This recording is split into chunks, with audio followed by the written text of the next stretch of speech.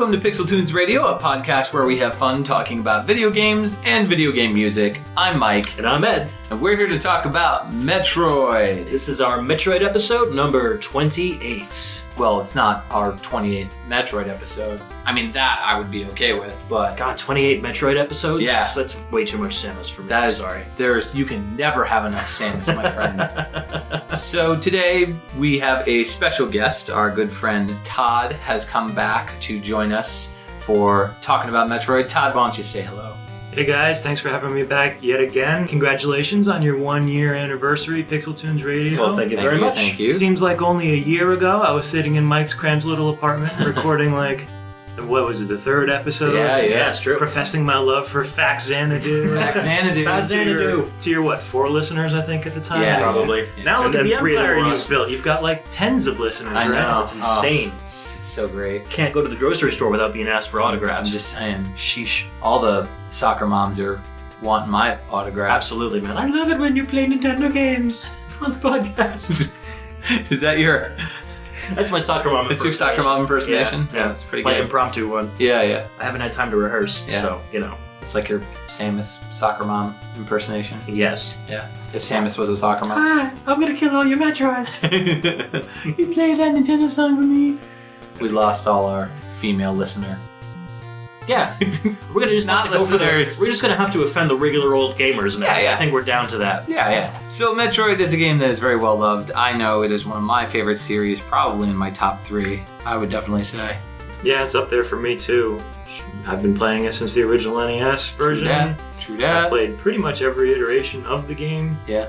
There haven't been a lot of Metroid games, actually. I mean, we picked 10 tracks, as we usually do. We basically did 3, 3, and 3. So I picked 3, Todd picked 3, Ed picked 3.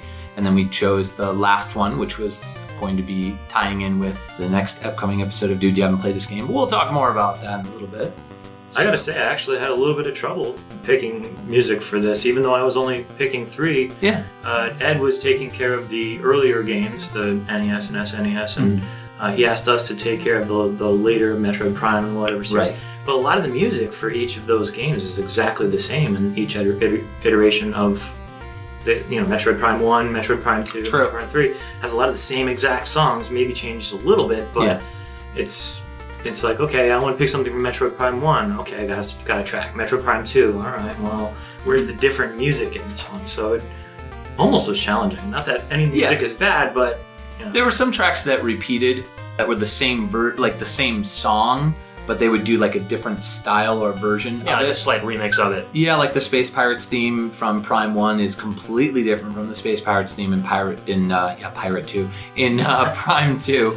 But definitely I would say that you're correct. I think 3 probably had the most varied of the musics. But we'll talk about the Prime games later. Yeah, absolutely. And that all stems from the fact that it was all the same composer, which we'll kind of get into who wrote these songs and how their sound and the Metroid sound kind of evolved over time. So similar to what we've done with the Zelda and Contra episodes, we're going to start chronologically. We'll start off with the original NES Metroid and then basically bring it all the way up to the latest release. That is true. Yeah, Metroid was produced by the late Gunpei Yokoi and was directed by Satoru Okada and Yoshio Sakamoto, who actually, the later of the 3, really kind of took over the franchise and was kind of I guess you could say like the showrunner. I don't know, he was like the Koji Igarashi of the series. He basically wrote all the scripts and the stories and stuff and directed and produced, and he was really kind of and still I think to this day he's still kind of in charge of the series. Yeah, and that kind of ties in with the first composer we're going to be talking about, Hirokazu Tanaka, who is infamous for writing the first Metroid soundtrack. Tanaka also designed and coded the Famicom and Game Boy audio hardware. So Gunpei Yokoi, who was responsible for coding basically everything else and designing the systems, Right. Tanaka and Yokoi worked very closely together. It's no coincidence that they were able to cohere so well with making a soundtrack and a game that blended so well together. Right. Yeah, Hip Tanaka, as he's also better known as, had a lot of reggae influences all throughout his career. He was a big fan of reggae. You'll see that a lot in games that he's composed for, like Dr. Mario. And you'll see a lot of influences in Hirokazu or Hip Tanaka's music. for reggae, and I think with Metroid he went in a different direction, and he's even said himself that he wanted to basically make it seem like what space sounded like, so he wanted to make it more ambient, more sound effect-ish. Very lonely and kind of desolate sounding in places too. Definitely. What's your memories of playing this one, Todd? You know, I was only about 10 at the time when this game came out, and of course, you know, me being a young Nintendo fanatic, rushed right out and grabbed it and came home, and I wasn't to the point at that point where I would draw out maps for things, so I would just get lost for hours. I had no idea, you know, this was, now people know the game by heart and they can finish it in 5 minutes if they want. I think it was a world record speed run, like 5 or 6. Is it really? It's crazy, yeah. People get through this game so quickly. Well, this game started speed running. I mean, this was the game that started it, really. Right, yeah. right. Well, I mean, I would get lost for it. Probably took me weeks, months even to get to the end of the game. But loved it. Loved every minute of it. Great game. Yeah. Still play it on occasion today. Yeah. It's also one of the first games that had a lot of secrets that you could find too. I remember I would play this game with my brother. You know, we would try to kind of put our heads together to find our way through it, and we would, you know, duck into a morph ball and bomb some walls or whatever and find these little crevices that you could kind of go through, and you can go behind the background, and we thought it was glitches. Like, we thought, oh my god, we found this like weird coding like problem, and now we're in this room that, you know, we're not supposed to be in. Yeah. We didn't know it was intentionally designed that way because we weren't going off of any maps or guides or whatever. So it really kind of felt like we were doing something the game wasn't supposed to do, even though, you know, later on we're like, oh, okay, it's supposed to be there, but it was pretty neat. I remember playing Metroid. Metroid was one of the first games I ever owned. I think it was Mario, Zelda, and Metroid. And I loved Mario and Zelda, but I had a special love of Metroid. I mean, this was the sort of game that, yeah, like you said, you would just get lost in. And there were no maps back then. There was Nintendo Power, and I think when they re-released the game, Nintendo Power put out a map, finally. And everyone was like, oh my god, it was like the biggest thing. It was like the hugest news. So I remember having that map and using it and basically memorizing every single part of that map. And finally was able to beat the game and go through it and collect everything. I mean, I can 100% the game now in less than 2 hours. So that was back when everybody referred to Samus as he. Right, that's true. I mean, nobody really knew, and even in the manual they kept it a secret. But it was just like one of those things like, what if we made the hero a chick? And even when I beat it the first time, yeah, and you see Samus's suit come off, yeah, and it was a chick, I was like, I didn't even make the connection. I was like, oh, like, the suit went away and there's a girl there now. Like, it wasn't the same. Oh, really? I still thought it was a dude. I remember... I guess that's how used to guys in video games I was, you know. I remember at the time. when the helmet came off. If you beat the game and you took forever, just the helmet would come off. Which is the ending I got originally. And I remember seeing that and being like, okay, whatever. Like, I still thought it was a guy. Right, exactly. I didn't know. It was not until, you know, a long time later when I really plowed through the game really quickly and she was wearing like a bikini and I was like, oh my god, it's a girl underneath. But the thing that always kills me I always thought it was like, oh, you can play as a different person. You know, I still didn't make that connection. And then they turned Samus into a girl. Exactly. And then of course there's the Justin Bailey code, which we got to talk about. I mean, you know, you put in there were all these passwords and stuff because the Famicom disk system version of the game had save states, so you could just save your game just like in Zelda. But when they brought Metroid over, I guess to save money on the actual production of the cart, because they didn't know it was going to sell, they were just like, whatever. Yeah. They knew Zelda was going to be a hot item. I mean, they just knew. So with Metroid, I think they just were like, we'll just save some money, we'll put in passwords. And so no battery backup on Metroid. And so you could put in all these wacky passwords like Narpa's Sword and Justin Bailey, and even some ones that we can't talk about, which are unfortunately... Google it. Yeah, Google it, basically. We could probably post it on the page in PixelTunes. Sure, but I mean, they're pretty well known. Yeah, I mean, it's basically engage Ridley Mother Effer. Yeah, basically. So, yeah. And that would freeze the game up, That freezes the game, yeah. I don't know about on the original NES. I know that on the Game Boy Advance re-release, when they did, or not the Game Boy, the Metroid Prime, when you beat the game, you get to unlock the original Metroid. And if you put the code in there, it freezes the game. On the Game Boy Advance, they re-released Metroid, the first Metroid, in their classic NES series. They did a bunch of games like Castlevania and, you know, Mario and whatnot. And if you put the password in there, it freezes. On all the Virtual Console re-releases, same thing. You put the password in, it freezes the game. The screen turns red. And I've taken screenshots and posted it on Twitter before, so I'll do that again. It's pretty funny. It's pretty cool. Yeah. So the track you picked was the Escape theme. Now, why did you pick that one? Well, the Escape track is probably the most musical out of all of the tracks. I mean, Brinstar's pretty musical. It's pretty song-ish. But the rest of the tracks are very ambient, very cold, very lonely, very dark. I also really like Ridley's song. Here's the thing. The first game I also kind of tie in with Metroid Metal, which is a side project that a musician named Grant Henry does. And basically he does like metal versions of Metroid songs. So if you guys want to check it out, Metroid Metal, they're really fantastic. They are amazing. Yeah, really. CDs, good stuff. Yeah. I've seen them live like 3 times. I go to PAX every year, and they're at PAX East, and they're always there. Yeah. And I always they're great. Try to catch them because they're really good. They're awesome. So I kind of like I can't listen to the first soundtrack anymore without hearing like all the metalized versions of these songs, but they do like a kind of mix for the ending and the Escape song. It's really well done. So, but yeah, all the tracks like Ridley's Lair and Kraid's Lair. I really like Kraid's Lair. It's very, very, very lonely track. Very ambient. Yeah, it really doesn't sound like anything else that Tanaka's even done since. Yeah, I'd like to see what Hip Tanaka would do with a Metroid game nowadays. You ever wondered that? Yeah. He doesn't really write that much, he's head of Creature now. Yeah. So they do their own audio production and stuff, but I don't think he's been credited on any games for sound composition in quite a while. I think he did Smash Brothers. He did an arrangement of Metroid tracks.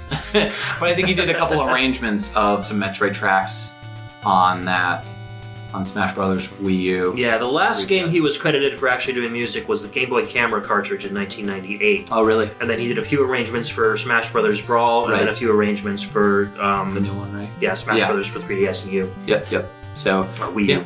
So it's a shame, because he's a very talented composer, and I'd love to see him come back and work on the next Metroid game. That'd be really cool. Yeah, I think it's just arduous, and that seems to be how it kind of works in Japan. If you're really good at what you do, you get moved up to supervisor. Right. And then you're basically quality control for musicians that are working under you.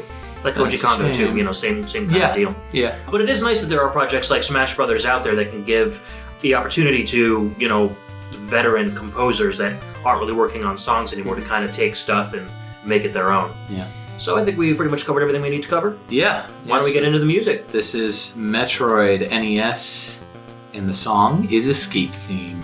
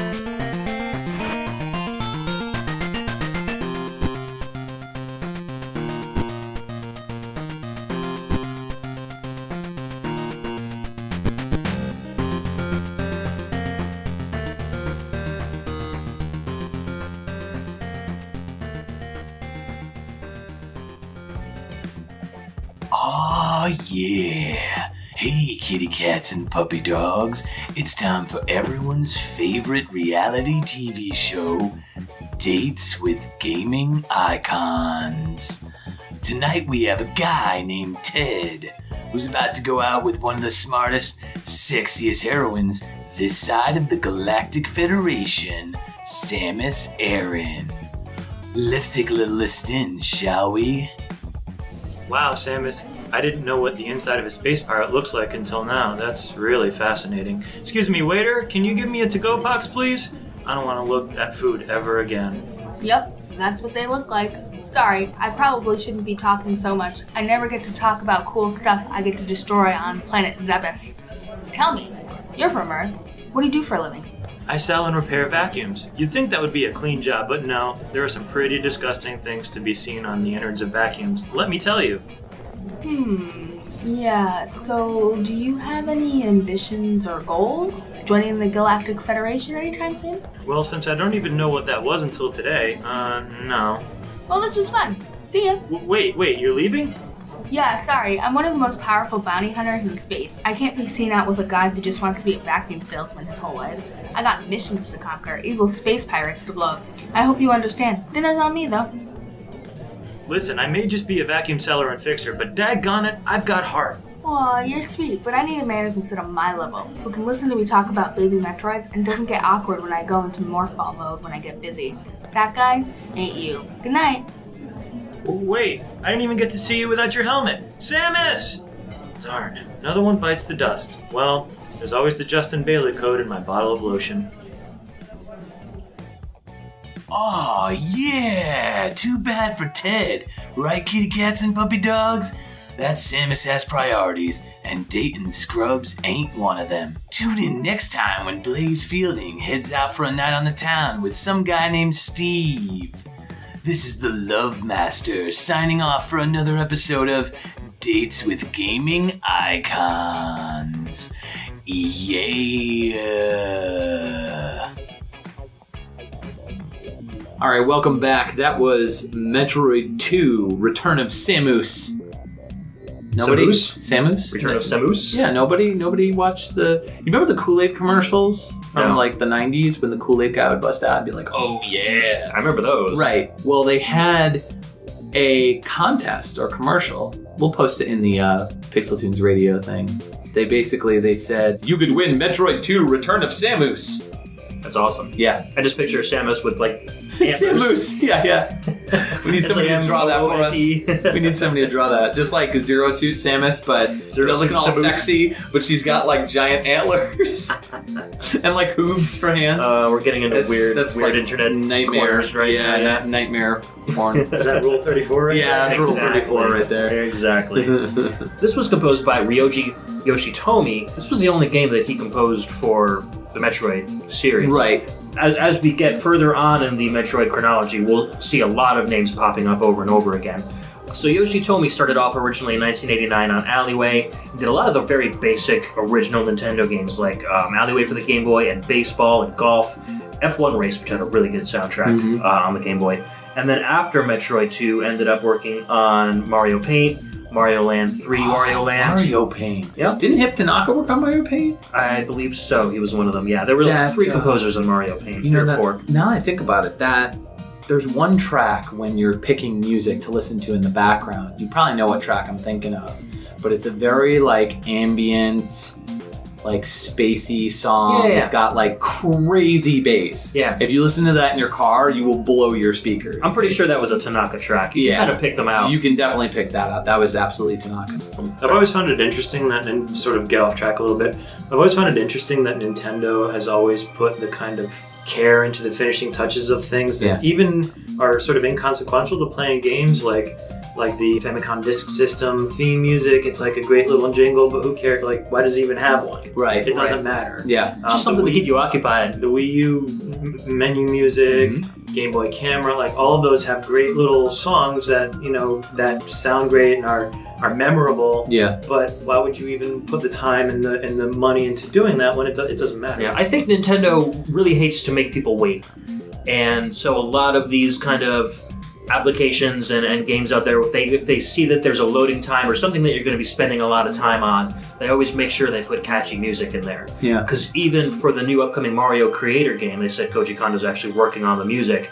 And there was an interview with him about going into all sorts of different, like every time you pick up a different item to place on the map, it's going to change the way the music was. So kind of like in Mario World where you get a Yoshi and all of a sudden there's conga drums in the background. Oh, that's cool. Like you pick up a pipe, the music will sound a little different. You pick up a Goomba, the music's going to change a little different. That's really cool. Nintendo loves to do that stuff. And I think especially from Mario Paint that all kind of started where, you might be on a menu screen doing something extremely boring, but that music in the background, hey, this makes this kind of fun. Like the Shop Channel music and then the Wii. Very true. Yeah, I think the big thing with the loading, as you commented on loading times, I think they are very driven about bringing loading times down or making sure that the experience comes as quick as possible. Right. If you look at the N64 era, they pretty much chose cartridges because of the load times. Yeah. And they were more expensive to manufacture than CDs. And also didn't have the capacity. Yeah, no, definitely not. They were more expensive to make, and so Nintendo made a killing off of those cartridges, but at the same time, the loading times were insane. And even more recently, like in Mario Galaxy, when it's loading up a new level, you see Mario flying through the stars. Gives you a way to keep occupied, while it's loading up. So GameCube era, they chose smaller discs, mini discs, same thing, quicker load times than the other systems. The Wii had pretty quick load times, and even the Wii U had really bad load times at first. And the very first thing that they did was, we're going to put out, basically they were like, this system was not ready to launch. We're going to put out several updates over the next year that are going to speed up the process, and now loading times are great. Yeah, drastically improved. Yeah, definitely. So it gave composers like Yoshitomi and Kazumi Totaka the opportunity to go in there and put little catchy jingles, and those would be like music that you would focus on while you're waiting for something. It wouldn't be like it's the background music to a game that you're playing. So it really had to be good stuff. So they kind of really got to shine in that respect. Getting back on track, though, this is one of the few composers, actually, Yoshitomi, who worked on Virtual Boy. He worked on Mario Clash. And then later on, he went on to do the WarioWare games. He was a sound director for Nintendogs. The most recent game he composed music for was in 2007 with Wii Fit. And then, of course, worked on Smash Bros. Brawl and was sound support for Mario Kart 7 on the 3DS in 2011. So, still doing stuff to this day. Metroid 2 is a little different in terms of what you did in the game. There were some enemies that you would go through, but you had to fight different types of Metroids. So you had the Alpha, the Gamma, the Zeta, and Omega Metroids. So you were kind of battling, like every fight with a Metroid was like nerve-wracking. You would run into one of these like giant Metroids and be like, oh my god, and like you would have to like run away, and if they caught you, like that was always the thing with fighting the Metroids, is they were relentless and they were just brutal. When you got sucked in by a Metroid and they're draining your life and you had to bomb out to get away from them, there's a moment of panic that you don't get in my opinion in any other game when it comes to getting away from enemies. You mash the buttons, whatever, to get away from them, but Metroid specifically, you were like,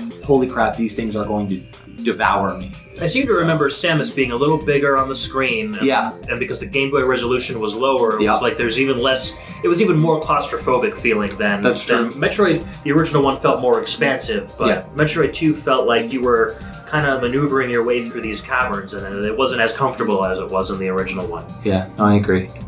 So what was your thoughts? experience? I actually didn't own this game until recently. I played it. Oh, really? I played it. Okay. A friend of mine had it around the time that it was released. So we would literally sit on his porch and pass the Game Boy back and forth like every 15 minutes. Were you sitting on rocking chairs? Did you have corncob pipes? No corncob pipes, but we were young. We were probably 13 or 14 at the time, so money wasn't a thing we came across a lot.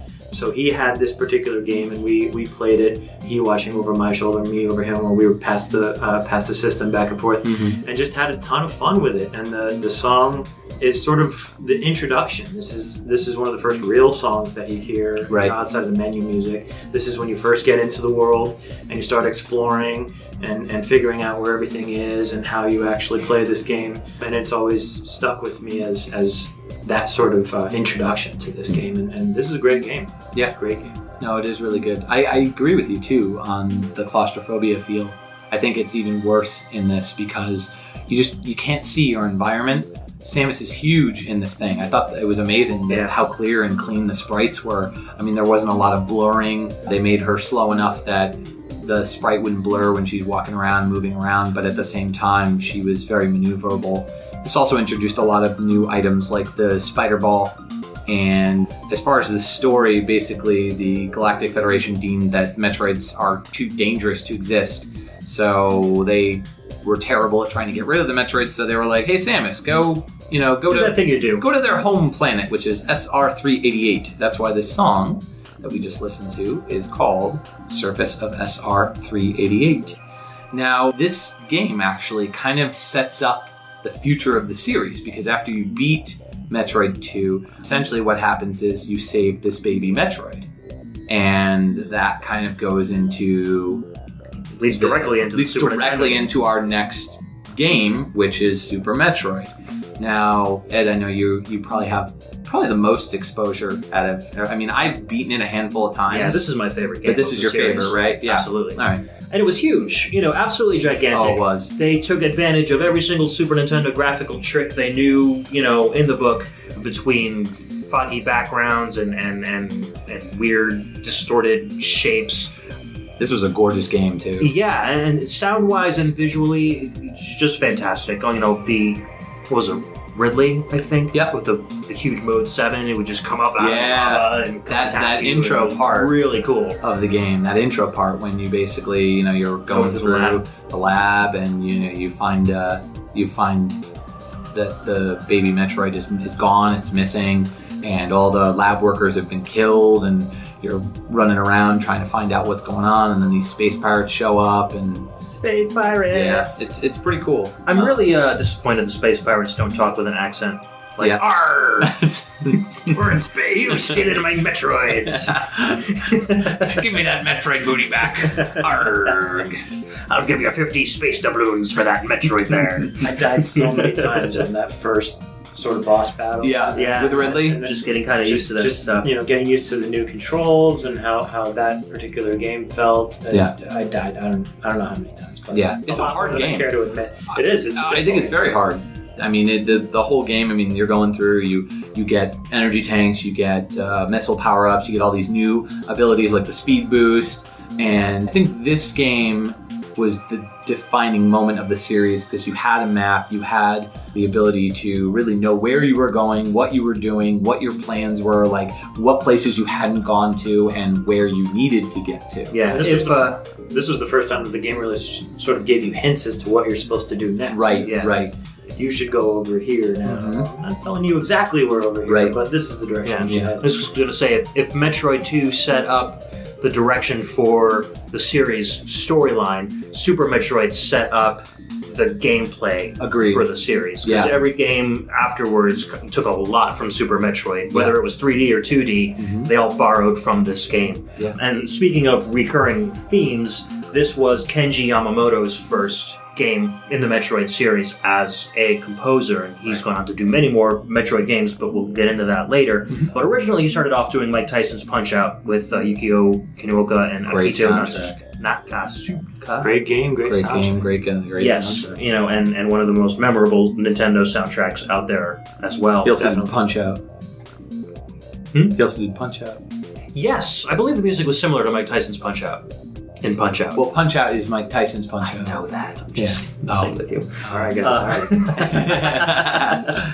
But anyways, so after Super Metroid, he went on to do Galactic Pinball, did sound support for Mario Kart Super Circuit, he did a bunch of Metroid games, which we'll get into. He composed the soundtrack for Excite Truck, which I was actually pretty surprised because Excite Truck is like all rock, for the most part. Yeah. There are little electronic themes in there, here and there. But then he also did Donkey Kong Country Returns and was music supervisor for Tropical Freeze. So he's basically the dude telling Dave Wise what to do. Oh, snap. You do not tell Dave Wise what to do. You did not tell Dave Wise what to do. He also co-wrote the soundtrack with Minako Hamano, and she wrote stuff for Brain Age, Wario Land Shake It. She did the We Play Motion soundtrack, which Eddie and I play that all the time. Wario Land Shake It has a really good soundtrack. Yeah. Very fun, very jazzy, bouncy.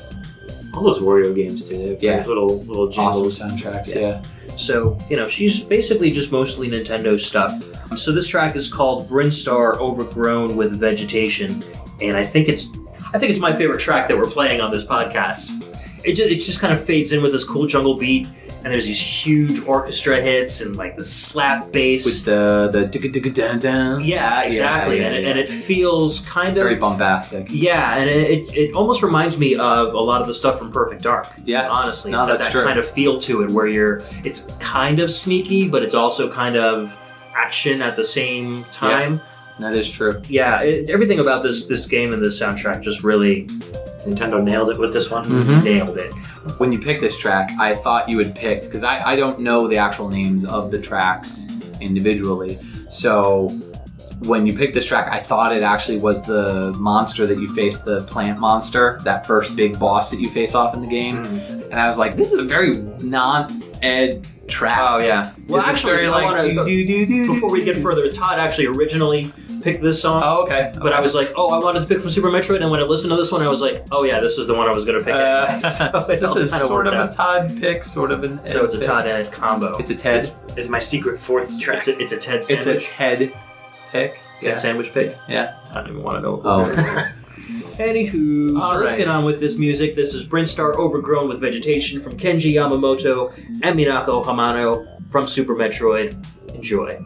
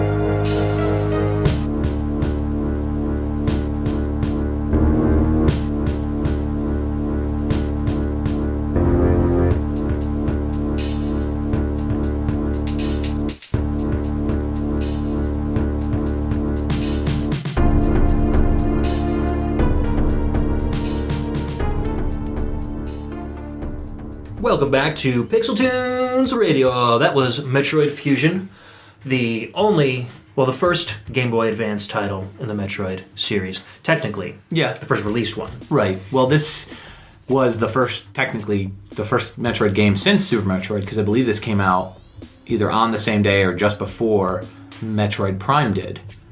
And because they both launched like right around the same time in the same year, because they linked together. You could link the two together and you can get the Fusion suit in Metroid Prime. That's right.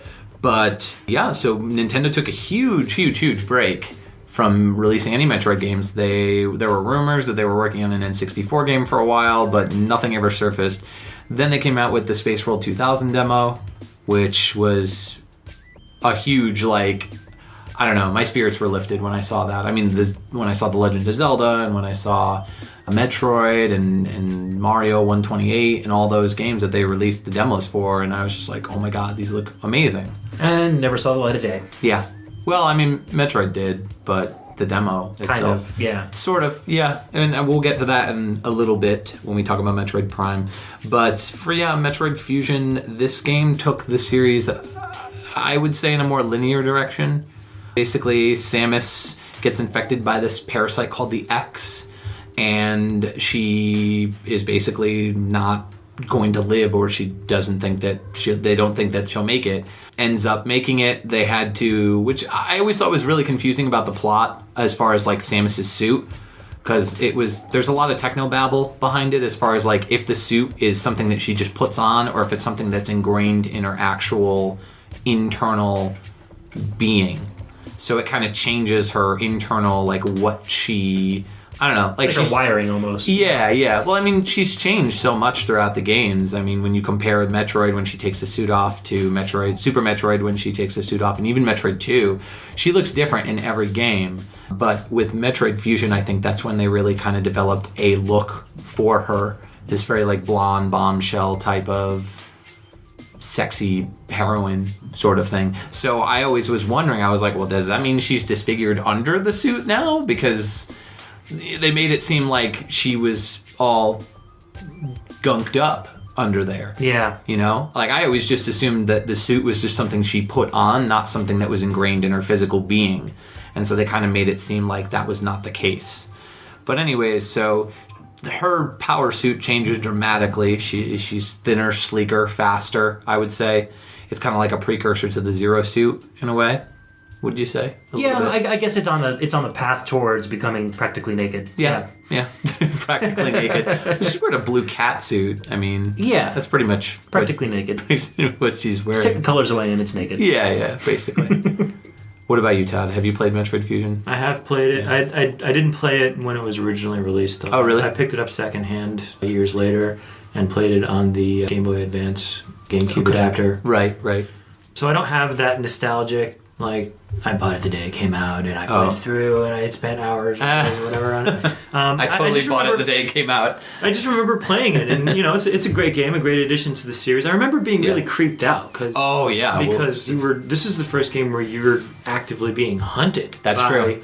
By the antagonist. What is it? The SAX. The SAX. Right? Yeah. And I can remember specific scenes where I'm in morph ball mode, rolling through like an air duct on the bottom of a screen, and he runs through on the top looking for me, and just being really just sort of bothered by that, almost like. Yeah. That's the first time that happened in the series, to that extent, anyway. Yeah. No, I agree. And when they zoom in on the suit, so basically you're going through Samus through this area, and it's basically this giant ship, I guess you could say, and it has all these problems internally in the ship because the X virus has gotten into the ship and caused all these mechanical failures and caused all these strange like changes, like certain levels to have like all ice and certain levels to have like vegetation that's very similar to like SR388, the planet. So you're kind of going through and you're kind of blowing up these, like various different things. It doesn't really sound like they need Samus. It sounds like they need an IT guy. Right. So you're killing this X vaccine, left and right. And what's cool is the X vaccine ends up turning into your power-ups. So basically, you destroy a monster, and the X virus comes out of that monster, and then you absorb it and get either health or missiles. That's so convenient. Yeah. Now I know. Well, that's the thing is they haven't made a game that takes place after Fusion, technically. So the whole power-up thing within like the canon timeline. Yeah, within the canon timeline. Like technically, Fusion is, if I recall, the last game in the series. They actually called it Metroid 4, I believe, when the game boots up. They call it Metroid 4, just like in Super Metroid, they call it Metroid 3.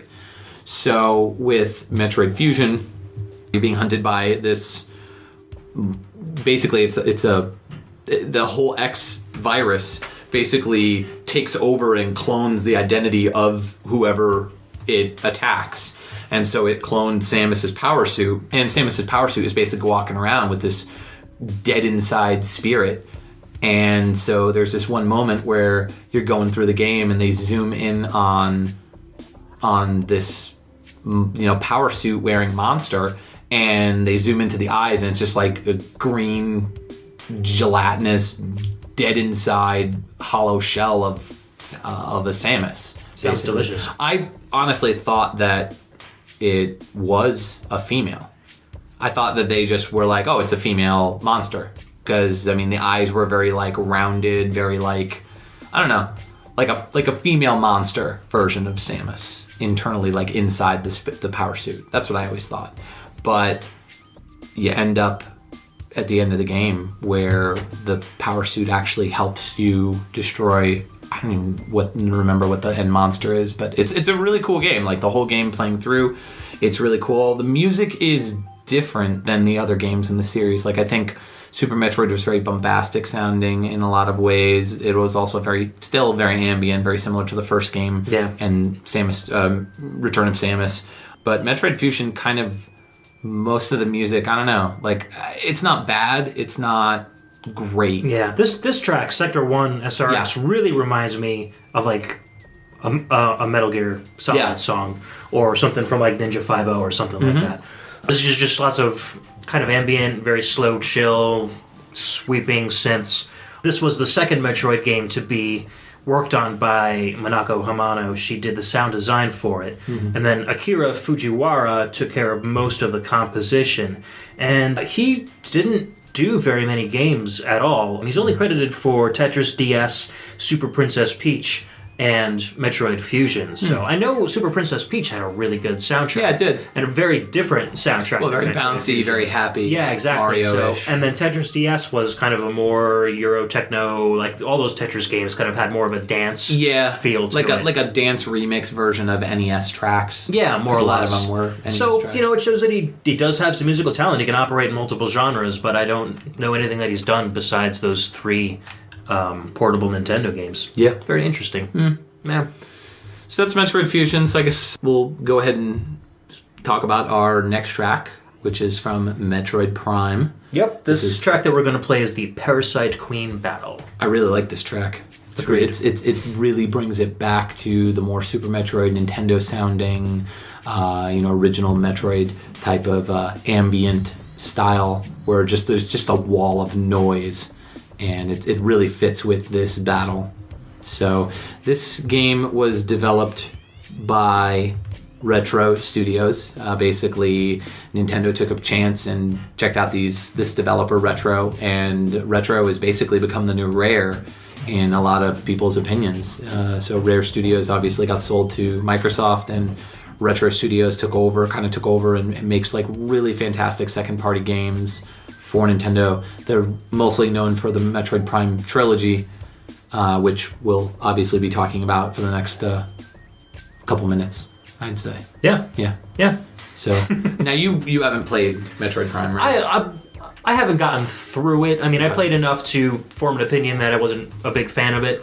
I'm just not a big fan of first-person console games to begin with. So, once I played Trilogy and was playing it with the Wii Remote, I did find it was a lot easier to maneuver and get around in. But I just haven't devoted the time to really getting into these games and playing through them. I did listen to the soundtracks quite a bit, though. So this does mark the return of Kenji Yamamoto to the Metroid series. Right. This particular track that we're going to play from the Parasite Queen battle it's like super industrial. Yeah. Like very, like you're listening to a machine making buttons or something. It's very ambient sounding, very, well, I would say, industrial sounding, very electronic, very, when I say ambient, I mean, it's more just like noise. It's more sound than anything, kind of a bunch of sounds, pushed together.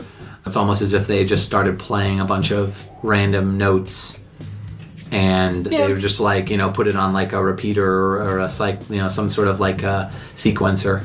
So I picked this song, number one, but because of that sound. Oh, really?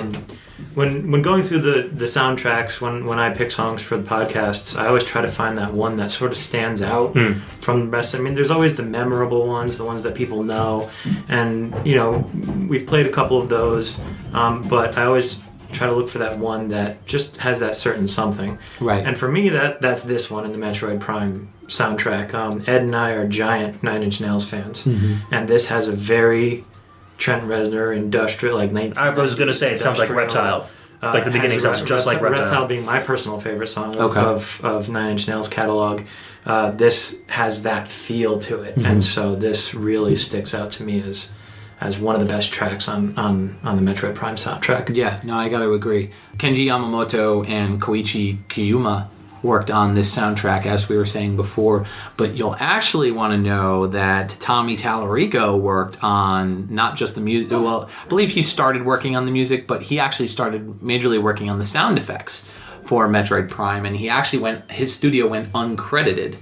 He was originally hired back in the Space World 2000 demo, which I know we were talking about before. And so he made all the sound effects and the music for that, I believe.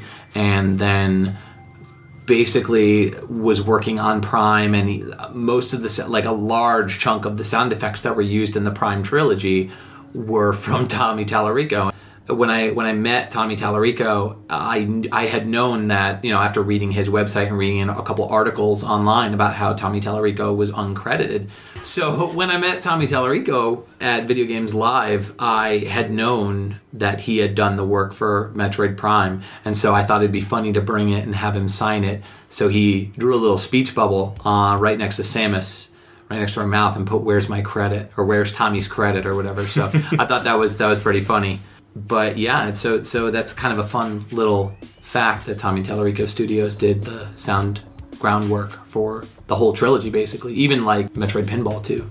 Yeah, he did a lot of kind of side work, I think. He did. Tallarico. Yeah, and I think he goes credited a lot more than we think. Yeah. That he does. I agree. He's really quite brilliant. I mean, he's not my favorite composer. He's written some great tracks and some stuff that I am not too fond of, but I think that he kind of presents himself as being a lot more goofy than he actually. I think he knows his stuff. And big time. No, so I agree. You can hire him to do just about anything, and he'll be able to pull it off with flair. Yeah, it's a shame that he doesn't do as much now with video game music as he did. I mean, he's doing the Video Games Live thing, and that's cool. Yeah. But I wish he would get back into writing soundtracks, which I know we've talked about in past podcasts. Before we get into the music, me being not very familiar with the Prime series, tell me about the Parasite Queen battle. Like, what happens when this song is playing?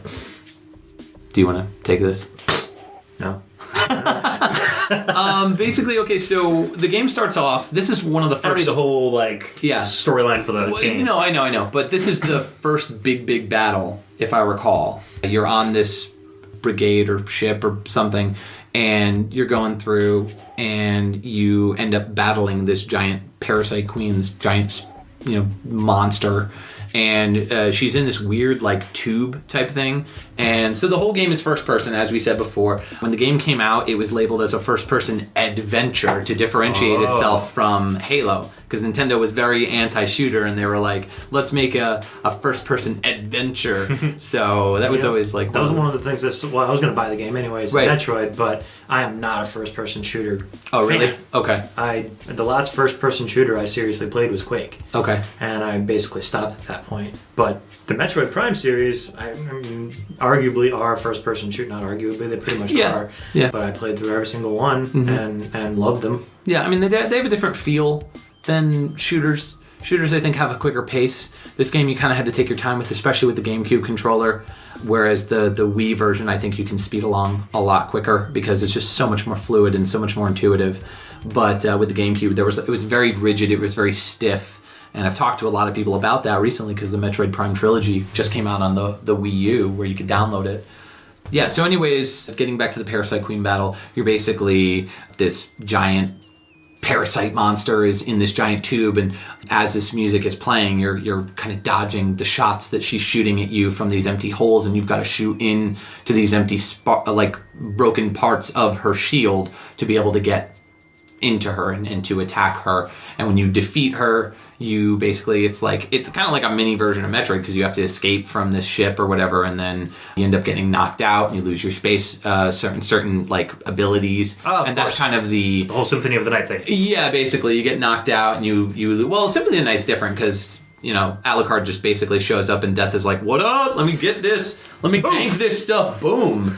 Now you're nerfed. Yeah. So, but this one, it's a little different. I mean, they were obviously, this is when they started to struggle with trying to come up with new ideas for why Samus has to collect all these power-ups again, which is always the most frustrating thing, which we'll get into a little bit later. But why don't we get into the track?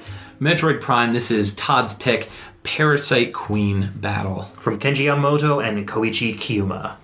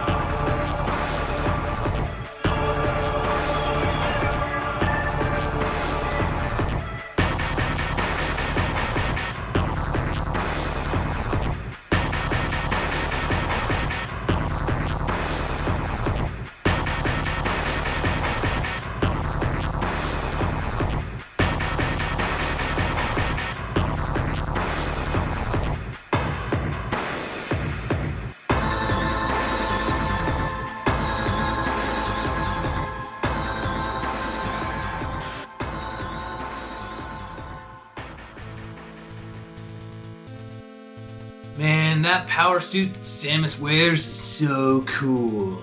I wish I had one just like it. Did you ever wish you had a power suit just like the one Samus wears? I just said that. Well then, we've got just the thing for you. At Chozo Technologies, we've been developing our very own power suit for everyday use. Awesome. What does it do? What doesn't it do? We've thrown the whole shebang in there. This suit gets Wi-Fi, Bluetooth, even satellite TV. It's got a built-in microwave made especially for Hot Pockets, and brews a mean hazelnut latte too. Sweet. But I was hoping for, an arm cannon or something. And we've got that covered too. Just don't forget to contact your boss for permission to use any feature of the suit for the first time. They're really weird about that stuff. Well, that's kind of annoying. But it's a freaking arm cannon, so I can't complain. Oh, what's this? I seem to have locked myself out of the house. Look, there's a pet door down there. My power suit can help me with this problem. No, wait, don't! The Morph Ball feature is still in beta stage. We can make the Morph Ball, but haven't figured out how not to turn the person into a sloppy pile of goo in the process. But no worries, we'll figure that part out eventually. Call the number on your screen to order the power suit for 12 low payments of $100 gazillion. Act now before they're gone. Welcome back. That was Metroid Prime 2 Echoes, and that song was the Emperor Ing Boss Battle Part 1. Emperor Ing? Emperor Ing. Is he Emperor Ing? Is it like a verb? Or is he Emperor Ing? No, he's Emperor Ing. Okay, just making sure. Yeah. So this track was composed by Kenji Yamamoto, again. Yeah, this was his solo outing. He did not have any help on this game. This also marks the return of very electronic, very industrial type songs where basically you've got multiple different layers of basically like sound effects or ambient sounds that all kind of get put together. Very bombastic drums, hard beats. Yeah, kind of quickens the pace from the Parasite Queen song. It's a little more melodic. There's some cool arpeggios and sound effects going on. Chanting and stuff. Yeah, and there's that Gregorian chant, which actually does pop up a little bit more in the foreground in like Metroid Prime 3. Right. It's like the music gets a little more of an exploration aspect, but we'll get onto that when we get to that track. Well, that's a theme. That's a theme throughout the entire Prime series. That agreed. Yeah. That chanting sort of. Yeah, like when you're meeting up with the Chozos in Prime 1. Right. That is just all chanting, pretty much. Yeah, it kind of evokes kind of an ancient atmosphere that you're talking and meeting with stuff that's been there for ages and ages. Yeah. So in this one, basically, Samus discovers that her enemies are now, or her now enemies used to be her teammates, or not really teammates, but just people on the Galactic Federation that kind of showed up and were investigating various different anomalies, space anomalies, I guess you could say, and she ends up having to kill these zombie-like ex-Galactic Federation people who end up, turning into monsters and whatnot. So this kind of continues the whole Prime series of the, I guess you could say, with the Phazon technology, which they created. In the first game, she has the Phazon suit. In the second game, she's facing off against basically a evil or dark version of her. They call it Dark Samus. And so this kind of started. It was very similar to the SAX from Metroid Fusion, but it was more designed to be, I guess, more evil, I guess you could say. Dark Samus and Dark Link got into a fight. Who would win? Yeah, Dark Samus. You think so? Yeah. What do you think, Todd? Tough question, man. Link. Yeah? Going for it. Yeah? Think so? Yeah. Yeah. Yeah. I mean, Dark Samus was pretty powerful. I mean, Samus almost didn't even beat her. Whereas Dark Link, I think, is more of a pushover. Shadow Link, I guess you could call him. I don't know. It's shrugging his shoulders. It would be too dark to figure out. It'd be way too dark. Won. Yeah. Because we all know shoulder shrugs work on radio. Yeah. True. Insert shoulder shrug here. We'll have a little closed caption thing. Yeah. For the shoulder shrugging. It'll just pop up on the screen of your iPod. So, Samus gets... I'm trying to remember how she loses her powers. Death comes out. Death, yeah. And it's like, I'm gonna gank this. No, I think she... Turn back, Alucard. I will not. I will not. Yeah. I'm trying to remember how she loses her powers in this one. I think it's very similar to the first one in the sense that I think she goes through a portal or something like that into this dark world or whatever, if I recall, or she gets knocked out or something like that. I don't remember, but basically she loses her powers again. And Dark Samus is like, yoink! Yeah, I'm gonna grab those powers. I'm gonna gank that. That's what Dark Samus does. You'd think by now she'd figure out how to keep her stuff. Yeah, Like, Yeah. but She's lost it so many Like, times. put like a low jack on it or something, you know? she doesn't have her purse. Where's she gonna carry all her stuff? In her suit, man. Yeah, but she's not gonna wear that with her purse. Imagine if Samus had a purse, Matching purse. matching purse. I mean, she's got the Like heels an to go orange- with it now, so like an you may as well orange just get and- the purse and the whole accessory bag. Everyone with the mad hate against the Zero rocket. suit fanny pack. The rocket boots make total sense. Oh, I'm in not Smash arguing with you on Brothers. that. I'm just Oh, saying yeah. the heels and the Yeah. bag kind of make Yeah. sense together. Also, one thing to point out, the differences between this. Well, Zero Suit Samus didn't exist until Metroid Zero Mission, which is the only game that we're not playing music from. Metroid Zero Mission did come out right around this time, if I recall, maybe a little bit after Metroid Prime 2. Basically, it was a remake of the first Metroid, and that was I believe, the first game that Zero Suit Samus was featured in, along with Prime 2. There's a huge difference between Samus in Prime 1 and Prime 2. I don't think she takes off her power suit in Prime 1 at all.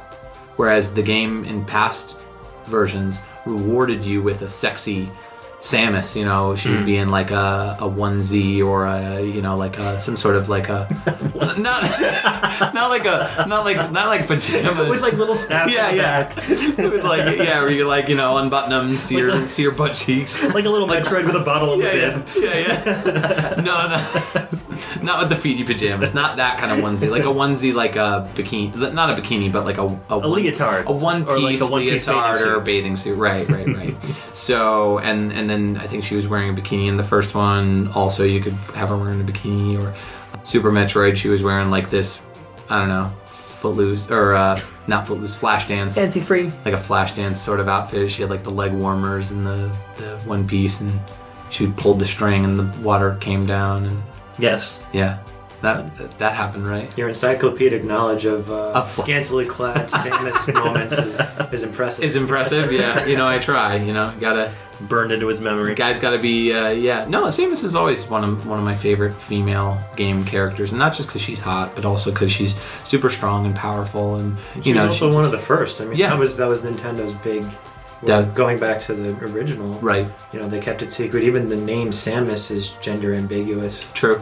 You couldn't determine that Samus was a female just looking at the character in Yeah. the suit and looking at the name Samus Aran. That's No, it's very ambiguous. And I ran all night and Really? day. so. Get away. Moving on from Yeah. Metroid. Why did we invite Ed to this one? I don't know. Table flip. He, he just kind of comes along with the package. Yeah, The overall I just show up. PixelTunes package. I'm on the mug, so. Yeah. So, basically, the Zero Suit, like, if you look at Prime 1, basically she takes her helmet off and she looks like, I don't know, Carrie Russell? I don't really even know what to... She looks like Carrie Russell from Felicity, kind of. I don't know. She has, like, this really curly hair, and she looks very serious and very, like, normal. Like a normal, down-to-earth girl. And then in Prime 2, she looks like Paris Hilton. Like, they dolled her up and gave her a ponytail and made her look very plastic-looking in Prime 2. Isn't she straight-haired in almost every other? Yeah, in every other game. Well, Metroid, the first one, she doesn't really... Well, she has hair. I was about to say she doesn't have... completely bald. Yeah, she's completely bald. No, she has hair, but it's like, you can't really tell what it looks like because it's weird. It looks like it's like a half... It's like a medium cut, weird brown mess of Mousy. hair. We'll just call it mousy. Mousy, I guess you could say. But in Metroid 2, she had straight hair, and in Super Metroid, she had straight hair. So. Yeah, so it's character development, you Yeah. know? Just kind of... I mean, she had green hair in the original Metroid, right? True. So, Well, Justin Bailey had green hair. yeah. Yeah. It didn't look the same when you No. unlocked it. No. I don't remember. Have you It's been beat so long. Metroid? Oh, yeah. Okay. But decades ago. Oh, I mean, it right. wasn't like Okay. recently. Yeah, no, I mean, I still play through the game pretty regularly. It's one of those games I always fall back on, like that, Ninja Gaiden 2, Mega Man 3. Those are the three games that I always... Mega Man 2. Yeah. Mega Man 2. Well, Mega Man 2 for you guys. Weirdos. Yeah, so they kind of completely changed her look and now they're gung ho with making her even more sexualized. I mean, you look at the Smash Brothers series and Zero Suit Samus, and even like Other M was a lot more sexualized than the others. I mean, just like the skin tight cat suit. And, does that make her more badass, or does that take away from her badassery by like overly feminizing her like that? No, I think it just ups the sales numbers. Well, yeah, I think it that's- certainly yeah, does that. I mean, sex sells. Does I that agree. mean that you can't take her as a character as seriously? When No, I disagree. I think that you can have a very powerful woman be powerful and sexy at the same time. I think that's fine. okay. So this brings up something that I wanted to talk about anyway. So there was originally going to be a live action remake of Right. not a remake, but a live action version of Right. Metroid, directed by John Woo, and then things went crazy and it got canceled in John 2007. Woo lost but- the rights eventually. Yeah. So if there were to be a live action movie, who would you pick to be Samus? Would you go with more of a tomboy kind of actor, or would you go with like a sexy actor, or I would is do there anyone both. particular in mind that you would? Yeah, I would pick Charlize Theron.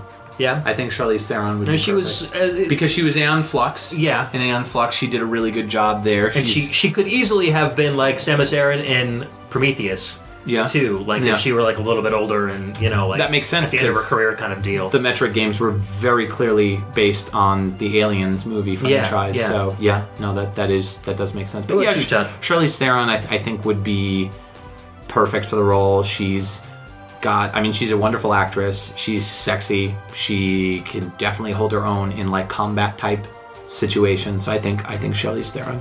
I think that's a great pick. Another one for a lot of the same reasons probably would be ScarJo. Yeah, Scarlett Johansson. Yeah, that's true. I feel like she's overused now in that powerful female role, though. Well, maybe, but does that mean bit. she could nail it? Yeah, I mean, she's going to be in Ghost in the Shell coming up in the future. That's right. Yeah, she's going to be in Ghost in the Shell. So- She's already Black Widow. I don't know. Like, I agree. I think that's a really good pick. Is Scarlett Johansson? She's probably hotter than. I mean, not that that's the only thing. She's that hotter matters. than she is tough. Is basically what you're trying to say. Or? No, I think she's hotter than Charlize Theron, and she's younger too. So I think that would work. Yeah, depending on where. I mean, Charlize if you were Theron's doing a little older, maybe like a younger Charlize Theron. if you were like doing an around the origin of Influx Samus era. Aran movie, then Right. you'd want to probably pick somebody like Johansson, who's younger. Agreed. But if you're doing more like a Metroid Fusion adaptation, which they probably would, and they would save that for like the third movie in the series, then you'd probably go with somebody. Older. Older. Like Charlize Theron. Yeah, exactly. What about you? I would pick Anna Torv. Anna Torv. Yeah, Who is that? she was Olivia Dunham on Fringe. Didn't see it. No, you gotta look That's a up the show, picture. right? Yeah. All right. I mean, she was also the motion capture actress and voice actress for Noriko in Heavenly Sword. Okay. Okay. All right. She's really hot, and she's definitely got that. She was a special agent, always fighting ridiculous monsters and stuff in on Fringe. And she's got the look for it. I think she's got the straight, long blonde hair. She's even got an Australian accent to make her a little more exotic. So That's true. I would go with her. Yeah. Yeah, I could see it. Yeah. Now, do we think there's a possibility this will actually happen? No, I don't think so. Nah, I think I at this think that- point, Nintendo and the movie game, forget it. I think after the Super Mario Brothers movie tanked, which is one of the reasons why they did end up eventually canceling the Metroid movie, is that Nintendo got really skittish about putting out live action stuff. Yeah, they're working on the new deal with Sony with the whole Super Mario Brothers movie, animated CG movie, yeah. Right. But I think that they will eventually start warming up to the idea of making CG or animated movies, and I think that would really be fantastic. Yeah, the thing is that CG is there now. Yeah. Like, if the Mario live action movie had been done today, you would see probably a more cartoony version. They wouldn't have to make the Mushroom Kingdom look so gritty and grimy, and they would have been able to more easily make CG kind of make it pop a little bit more. But to be fair about that Mario movie, I mean, that script went through so many changes. Right, it was developed forever. Oh, absolutely. And I mean, it went from like a serious, dark, not family film that was like more like Mad Max to like what it ended up becoming. Should have just given it to Captain Lou Albano, man. I'm telling you. He would have made it awesome. I really like Bob Haskins as Mario. Oh, they were great. Yeah. I mean, they were great. But John Even though Leguizamo just didn't. John I don't know. Leguizamo as Luigi, I don't know about that. I mean, he did good in the role that he was given, but I don't know. It was the writing and just Yeah. a combination of everything. Yeah. The problem is I don't think that video games in general translate to live action movies that well. I think it depends. I think newer franchises translate better. Like Prince of Persia was an excellent Prince movie. of Persia was That's good. true. Prince of Persia that was really good. good. A lot of people panned Max Payne too, but I actually kind of liked it. Oh, it was good. Yeah, I And really Tomb like. Raider, of course. I like Mortal Kombat. Yeah, the Tomb Raider movies were fun. They were good. They were good. I mean, they were alright. I mean, they weren't like. And the first Mortal Kombat was good. That's what I mean. The other one's not so much, this but- other ones were terrible, the second one was terrible. But yeah, the first one I really liked. It was really good. It's one of my favorite. And So Cool Runnings was based on Winter Games from Epix. No, oh really? That was Prime 2. after a long Echoes. digression. Yeah. So I guess we'll get into the next track, which is from Metroid Prime Pinball. Metroid Prime Pinball. I really liked Metroid Prime Pinball. It was a lot of fun. I had a and it lot worked of perfectly fun. on the DS. Yeah, yeah. So- No, it was great, and that was the first game that came with a Rumble Pack. That was when the DS Yeah. launched with a Rumble Pack. It made the experience all the more better. I mean, back then I didn't really play too many pinball video games. I just think I was kind of like, whatever, I'll just play real pinball, because back then arcades sort of were still around, so you could still kind of go to the arcades and play. But Metroid Prime or Metroid Pinball was a lot of fun. I remember having a lot of fun with it. And I had a buddy of mine who we would link up and we would try to, because it was multiplayer technically, if I recall. I think you could link up and try to beat each other's high scores, if I recall. Yeah, I had a little bit of an online kind of interaction deal with it. So this was also written by Kenji Yamamoto, Right. who, I mean, just basically like, if there was a Metroid game after Prime, it was like, oh, Yamamoto must be involved somehow. So, but then he also worked on it with Masaru Tajima, and he's been working with Nintendo since 1995. He started off composing the music for Tetris Attack, which has a really good Super Nintendo soundtrack. That has an excellent soundtrack. Yeah, he did F-Zero Maximum Velocity, WarioWare Touched, he did some of the Brain Age games, and then after Metroid Prime Pinball, he did a couple more Brain Age games. He worked on Metroid Prime 3, and most recently worked on Donkey Kong Country Returns and Country Returns 3D for the 3DS. So Very cool. excellent career this guy's got. This track is called Space Pirate Frigate. Frigate. This track actually is also featured in Super Smash Brothers Brawl. Yeah, I think he's and probably Super more Smash well Brothers known Wii for U. being in those games than Right. actually Metroid Pinball. I don't actually remember most of the music from, other than this track, from Prime Pinball. But then when I heard, I didn't actually realize that it was the same track until very recently when I was playing Prime Pinball and was like, wait a minute, I remember this song. I've heard this before. Because I kind of like the music in Prime Pinball, I kind of just blanked out. And then when I played Smash Brothers Brawl or Smash Brothers Wii U very recently when I unlocked the track, I was like, wait a minute, this is the same track, but just like a weird guy going like, Samus is doing stuff. Check out Samus. Samus enters the fray. Yeah, basically. And so it's the exact same track. And a lot of people, when they do hear this song, because it's such kind of a balls to the wall rock track, they're like, "Oh, this must be Metroid Metal." Right. Like, no, No, this is actually an it's- official song put out by Nintendo. Oh no, you would know Metroid. I mean, Metroid Metal has a lot more influences from like Meshuggah and Opeth. And, Yeah. you know, a lot of like really very heavy bands. So. But anyways, yeah. So this is Metroid Pinball Space Pirate Frigate. Enjoy. Bring it.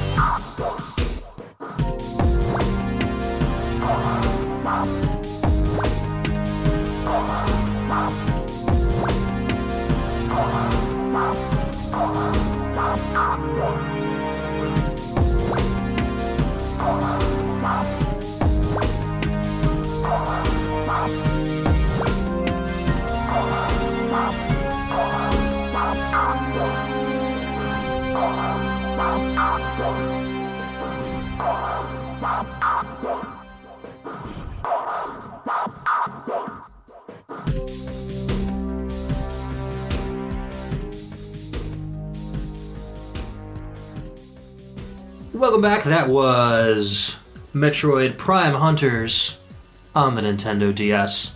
So that was the second DS Metroid Prime game released for the system. And so that was more of a first-person shooter where you would kind of move around Very similar using to the Prime your stylus. games. Yeah. Control wasn't that great from what awful. I played the Trial. Did the Trial come with the DS? Is that how that demo worked, or you had to mail away for it or No, something? the demo came with the DS. The demo was very different from the finished product. Yeah. I mean, it was so... when the DS came out, it had no games. I mean, it was basically the Metroid demo, which is the whole reason why I bought the system. And then Mario 64, and I think, not Rub Rabbits, but Touch XY X.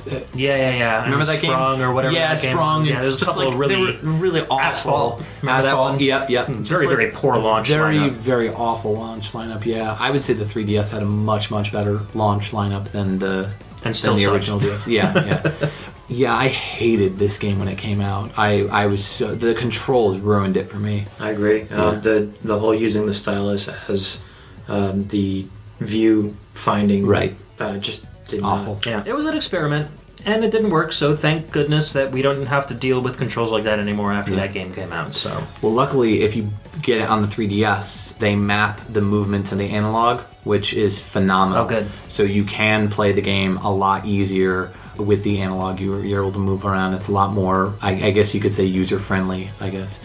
I just remember having to drag the stylus across the screen 3 or 4 times to turn all the way around if there was somebody behind me. Yeah. And frantically just trying to... Samus would never do this. Turn. Yeah, right. Turn, stop. Oh, it was horrible. It was terrible. And then trying to hold... the DS isn't very heavy, but if you Yeah. hold it with one hand while using the stylus with the other, after a while, your hands... 45 minutes or something like that, your hand starts cramping up. Yeah. No, even on the 3DS, I haven't played on the 3DS XL yet, but I know on the original 3DS, it was mapped to the analog, and I would play it, and my hands would still get cramped.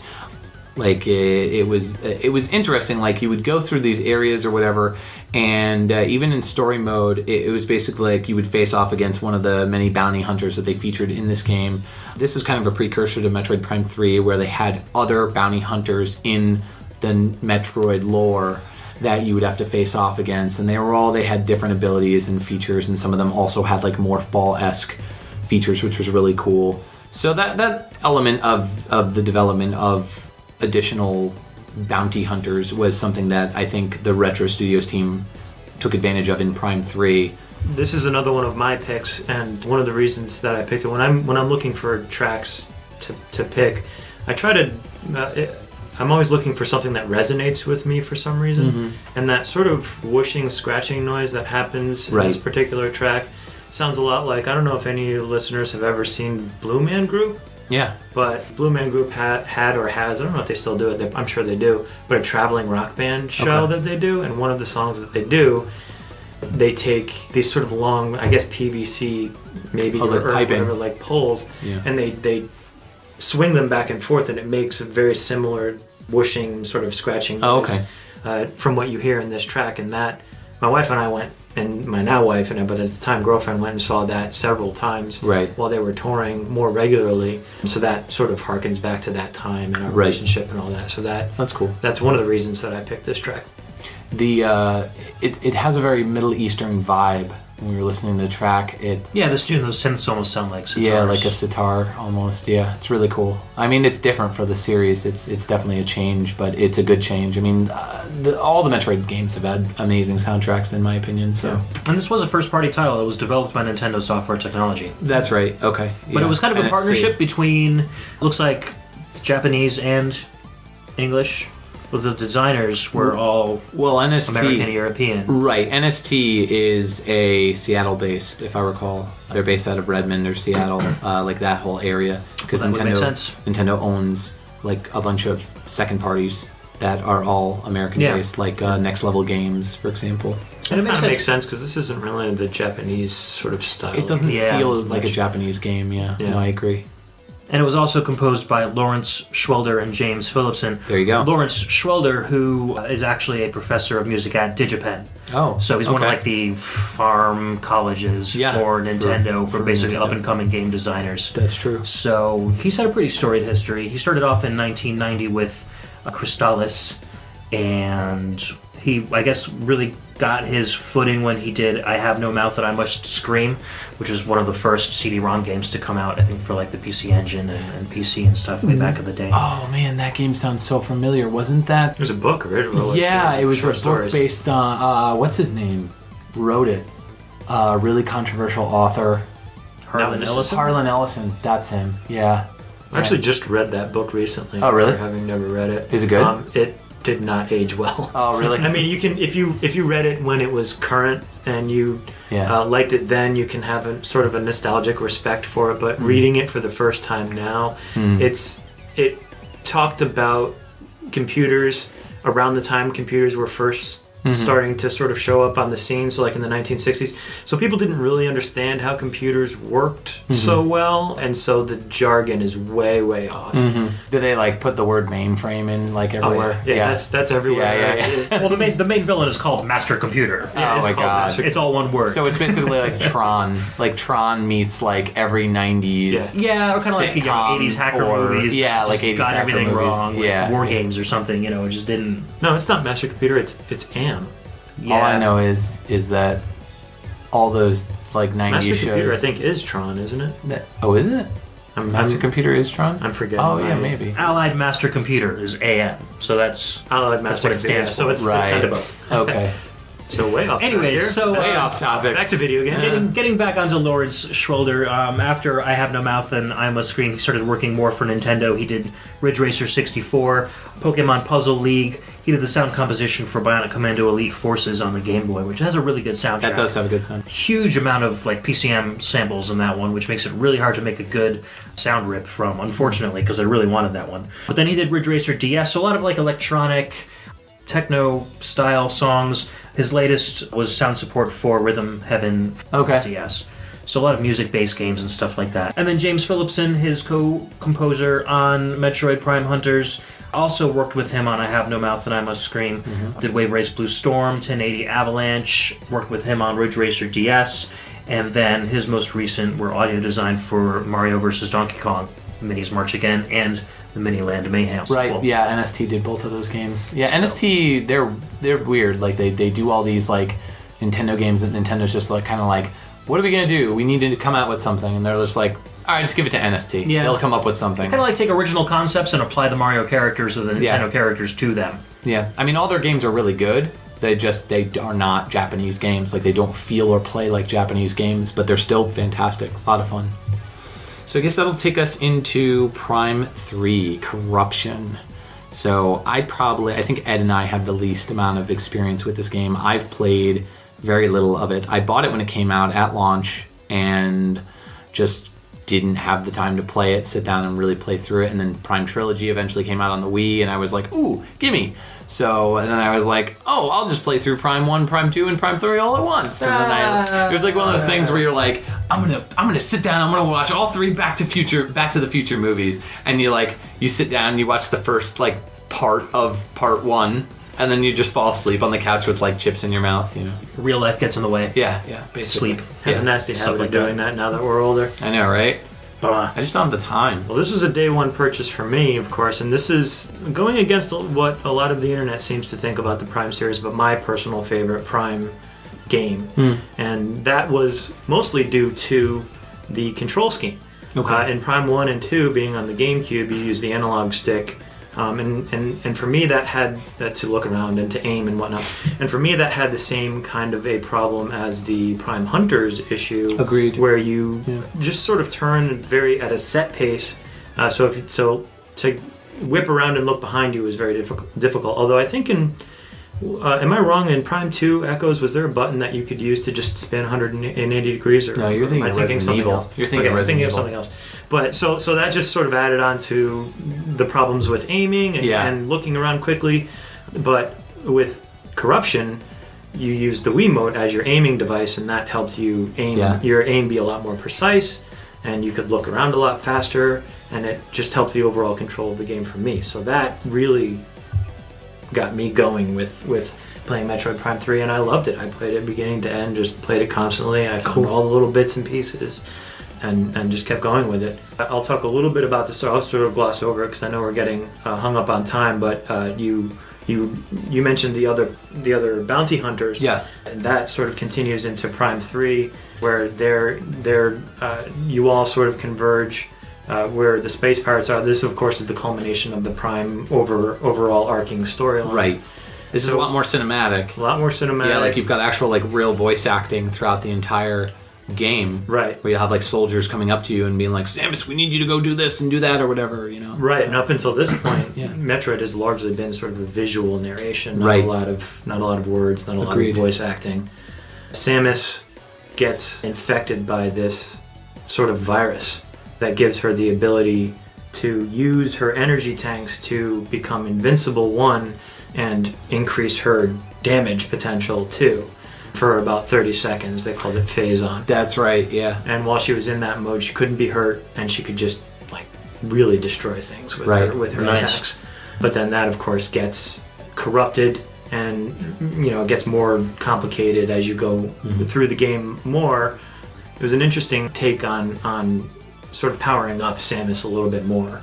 But the Prime games are a prequel to the original Metroid 1, 2, and 3, if I recall.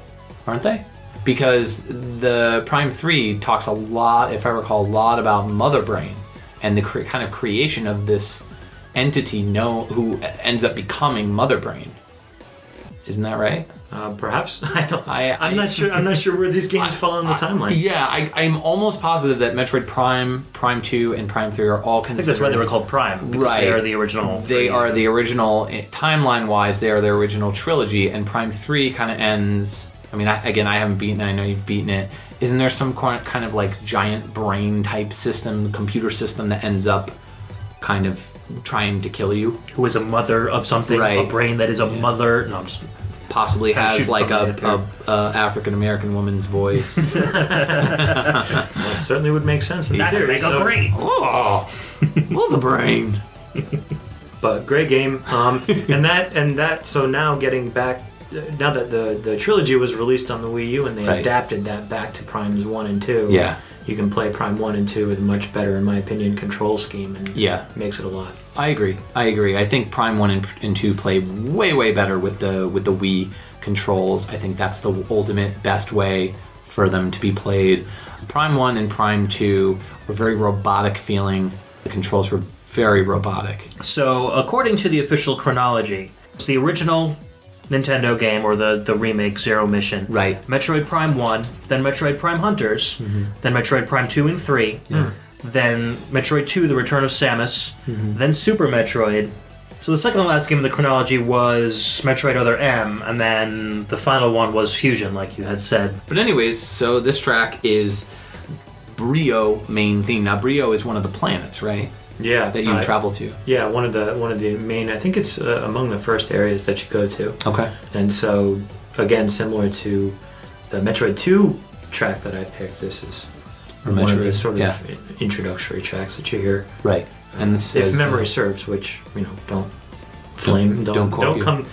come and get me, internet, if I'm wrong. But I think, and this is also just a great track. Yeah. Now, Brio main theme, I mean, it's very, I mean, a lot of chanting, and I believe Ed said that there was, what was it? Well, the beginning of the song. Yeah. Sounds like pounds and pounds of meat, and pounds and pounds and pounds of meat. You'll hear it in the chant. It's kind of funny. You can't unhear it once you hear it. Yeah, no, that's totally true. This is true. the Pounds of Meat song. It's just like Capcom SNK 2 EO, this is True Love We're Making. It's actually, this is Tuna and Bacon. Seriously, you cannot unhear. That's awesome. Yeah. So Love it. Yeah, you'll have to listen to that track. So this track, or this soundtrack, marks Kenji Yamamoto's 5th Metroid title in his career. It's Minako Hamano's 3rd track in her career, and Masaru Tajima's 2nd track in his career. So this is kind of like a soundtrack comprised of Metroid veterans over the years. Let's go ahead and listen to it. Metroid Prime 3 Corruption. This will end the Prime series. And this is Brio main theme.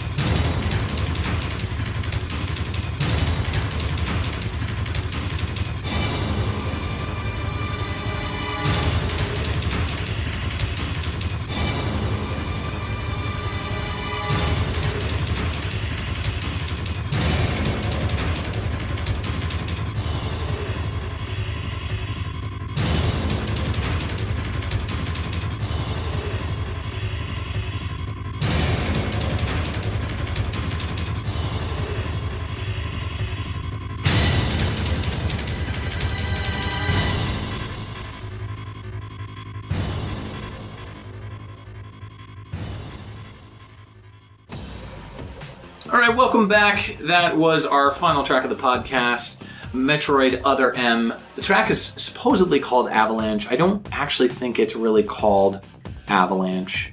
That's when Samus meets that Special Forces team for Final Fantasy VII. Oh, right, yeah. Of course. Yeah, definitely. Yeah, this was the last Metroid game to come out. It got a lot of negative, constructive criticism from fans. Obviously, I'll be doing a review on this game on the next episode of Dude, You Haven't Played This Game. So if it's not already out by now, you will see it in the next week or so. So stay tuned to the YouTube channel, youtube.com/dongled, where you can also listen to this podcast. But basically, here's my just basic thoughts on Other M.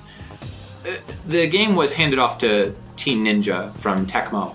And I don't know why Nintendo decided that Team Ninja was the right developer to make this game, but they paired up with Sakamoto, who has been, as I said before, the kind of lead story and producer director of the franchise of Metroid, and it's kind of always been there, always kind of overseeing everything story-wise in the series.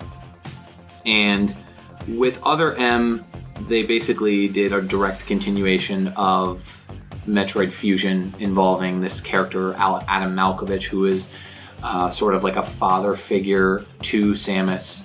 This was one of the more cinematic games with cinematic cutscenes spread all throughout the game, and it really kind of felt like if they were going to do a CG movie for Metroid, this was probably their best effort to do so. And so it's really kind of cool and refreshing to see Nintendo allow something like this to be made, something with a big story, something with a lot of really cool cutscenes, and the graphics were fantastic, really amazing. This game played like a 2D, sort of like 2.5D style game. Everything was two-dimensional in the sense that when you're traveling, you're going only in one particular direction, but you can move on all planes, sort of, go all the way left, all the way right, that sort of thing, depending on where you're moving and where you're going.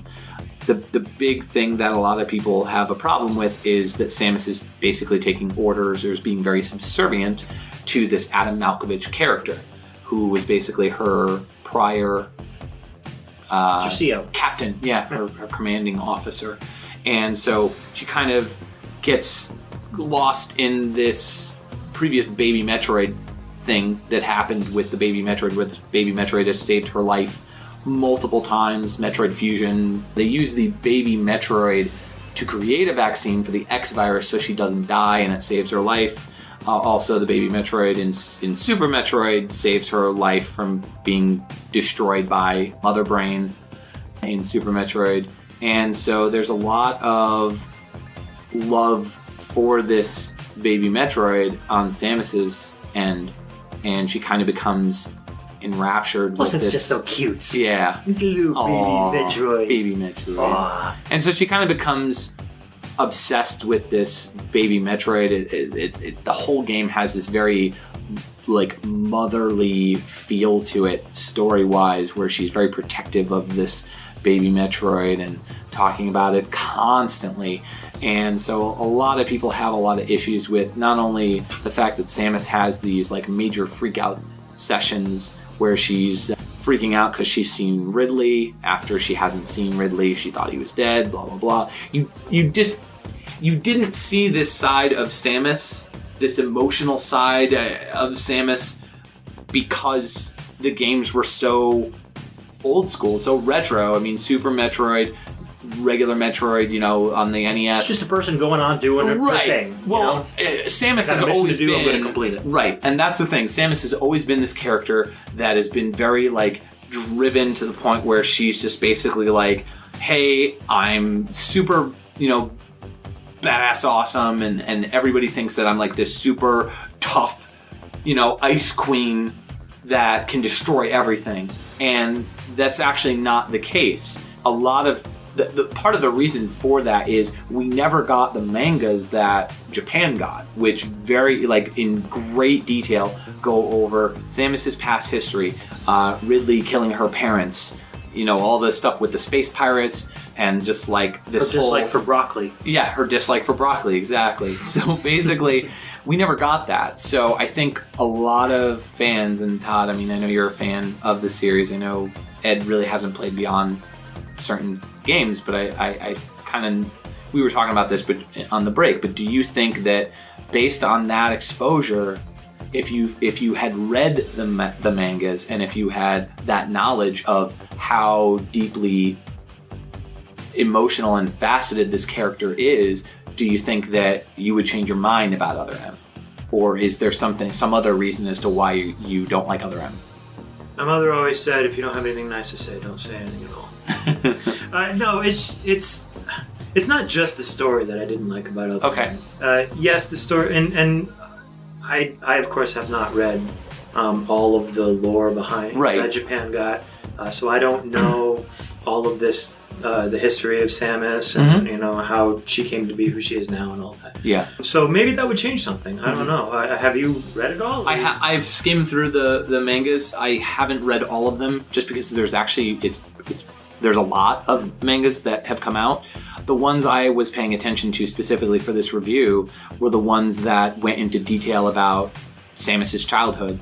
And Samus was just kind of like this completely oblivious little girl who was just like, hi, oh, you're a big giant scary monster? Hi, my name's Samus, what's your name? You know, like that's the sort of character that she was. And when her parents get killed, she's kind of like, you know, she's just in a completely, I mean, it's like post-traumatic stress disorder. And so when she sees Ridley again, she kind of goes through that in the game. I haven't gotten to that part yet. I know about it, but I know that everyone kind of freaks out about that specific part, that she has all this post-traumatic stress and she's all emotional and everything. And I think Sakamoto was trying to write a multifaceted character that was just a much deeper female character than just, hi, I'm a badass chick that blows up space pirates. Yeah, they're trying to integrate the manga more into the game. They were like two separate entities at that point. Yeah. And I think Nintendo felt like we can drive this series forward with better ideas if we take all this backstory and add it in. Yeah. It's a shame. Unfortunately, the internet at large didn't care for it too much. Well, like I said, I just think it's the portrayal that the character got, the silent female heroine that didn't have anything to say other than, you know, hasta la vista. You know, she was like the female Terminator, so to speak. It's not just that for me, though. Yeah. If I like a game, I can ignore the story if I don't like the story. Okay. So if Other M for me was a fun game to play, but I didn't care for the story, I could either skip it if it allows you to skip it, or just sort of ignore the cutscenes and wait till the next time when I can actually interact with the game. But for a long time, while the Prime series was being worked on and released, the fans of the series had been asking for a 2D Metroid to come back for it was quite some time, really, since Fusion was released. Yeah. And Zero Mission, And Zero Mission, right? I am a fan of the 2D, not that I don't like Prime, but I'm a bigger fan of the 2D style of Metroid. Yeah, I think that's the original Metroid style, how it should be played, all of that. And so when we started seeing early screenshots and videos of Other M playing, and we saw that it was sort of a more modern 2D style graphics, you know, sort of 3D graphics, but in a 2D style. Right, it was 2.5D basically. People started getting very excited, but then when the game was actually released and the game, and at least for me, when I experienced the gameplay, I didn't really appreciate it as much as I would have hoped to. The biggest problem with the game is there's too much, like the transitioning from first person to third person to first person to third person is awful. Yeah, that was one of the big bothers. That is one of the biggest problems that I have. That and the fact that there's no health power-ups in the sense that you can't go around shooting enemies and collecting health. So you're reliant on a sort of duck and cover mechanism that just doesn't work in the game, and it never has worked with those type of games where it's very action heavy. I mean, can you imagine playing Ninja Gaiden, which of course I'm talking about the Xbox games and the modern Ninja Gaiden games, where Ryu Hayabusa is basically a non-stop action machine, and Samus is very much the sort of same type of character in this game. She is jumping on top of enemies, blasting them right in the head, grabbing them, whipping them around, throwing them, punching them. I mean, she's much more action oriented, which I really, really like the idea of a character that isn't just a blaster and a bomb, puncher. She's not just like, got these tricks. She's actually like very like militant and is powerful. And so I think that was a really strong direction that they pushed the character in. But overall, in Other M, there's a lot of problems. There's also a lot of good. So it really is a mixed bag. And they also force you to use waggle to do certain. Have certain. Well, when you turn the the controller to look at the screen, then it would switch to first person view. But I don't think there were any attacks. But in order to do things like use certain weapons, didn't you have to? I'm going by memory. Yeah, most of the weapons that you use, there's a lot of, like I was saying before, basically blast a couple enemies and then you have to like blast the hive sort of thing. So you would point the Wii remote at the screen, get it to line up with the hive, I guess you could say. Let's say it's like a bee's nest or something like that. Shooting like 3 missiles at it, blowing that up, and then at that point you move on. So there's a lot of enemies that are like that, where you've got to go through this transition between the third person and the first person. It falls apart. It just doesn't work well. So that is a big problem for the game. Yeah. Musically, the game is really good. It's very cinematic, very, very like booming, and very drum and bass oriented in a lot of moments. This track in particular that we listened to, Avalanche, is very, very fast paced. Very fast. Kind of makes me feel like I'm having an epileptic seizure. It's going crazy. Kuniaki Haishima, who has worked mostly on anime movies and TV series, actually wrote the soundtrack for this game. His only other 2 game credits are Forbidden Siren 2 on the PS2, which I think is just called Siren 2 in the US. Right. And Kowloon's Gate for the PS1. But he's done music for the Spriggan movie. He's done music for the Gundam Special Mission to the Rise, and a bunch of other anime and OAV series in Japan. So that kind of explains why his music feels much more cinematic and movie-like, because that's what his background is in. Yeah.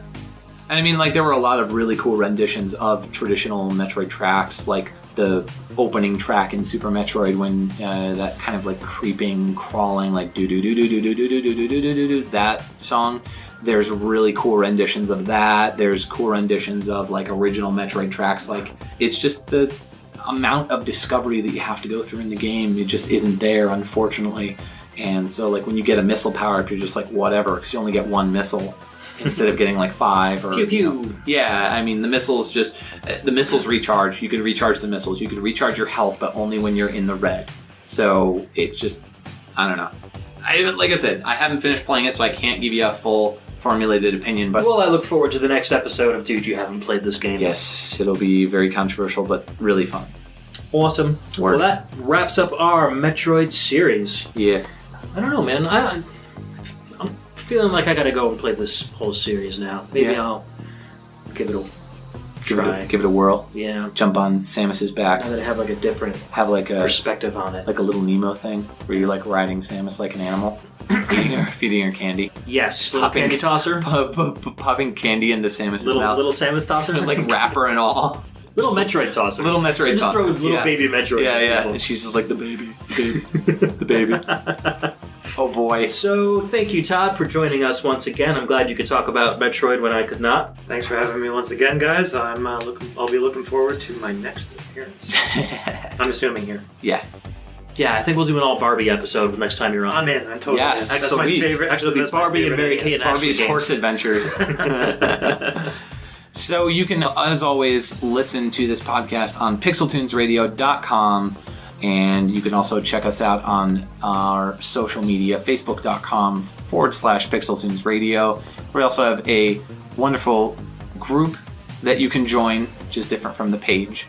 Why don't you talk a little bit about that, Ed? Yeah, our Facebook group is a place where you can come hang out with us and our friends. Todd, unfortunately, doesn't have a Facebook account, so you won't be seeing him there. He's one of the 2 people in America that doesn't have a Facebook account at this point. What's Facebook? Exactly. Anyway, so the address for that is facebook.com/groups/PixelTunesRadio, and you can come check us out there. You see all the stuff that we're working on. We post pictures, and other people post songs, and it's just, it's a group of about 80 people there. It's a lot of active users, too, so we all it's a lot of fun. I mean, we talk about games, and we talk about music, and there's a lot of It's very active, a lot more active than the page was. So it's good stuff. And you can also follow us on Twitter, twitter.com, and just put in the @PixelTunes Radio.